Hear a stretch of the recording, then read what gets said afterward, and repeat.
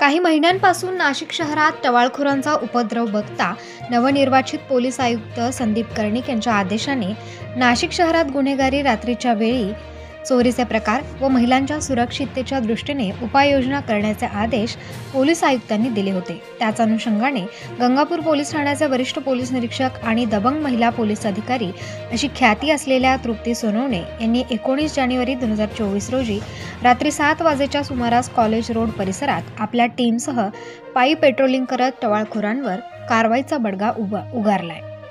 पायी पेट्रोलिंग सादर करत रस्त्याच्या कडेला व पानटपरी या ठिकाणी असलेल्या टवाळखोरांच्या पृष्ठभागावर लाठीचा प्रसाद देत कारवाई केली आहे। म्हणून या दबंग महिला अधिकाऱ्यांच्या कारवाईने टवाळखोरांनी चांगलाच धसका घेतल्याचे चित्र पाहायला मिळाले आहे। त्यांनी सांगितले की यापुढेही अशीच कारवाई सतत चालू राहील, म्हणून गंगापूर पोलीस ठाण्याच्या हद्दीतील नागरिकांनी अनुचित प्रकार घडत असल्यास तात्काळ गंगापूर पोलीस ठाण्याशी संपर्क साधण्याचे आवाहन देखील त्यांनी केले।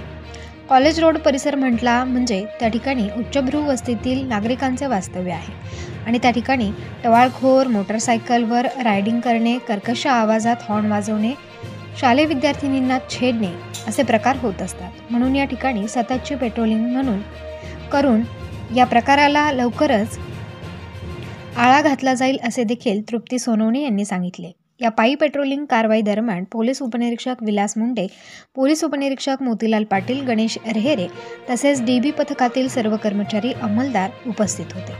प्रबंधभूमी महाराष्ट्रासाठी प्रकाश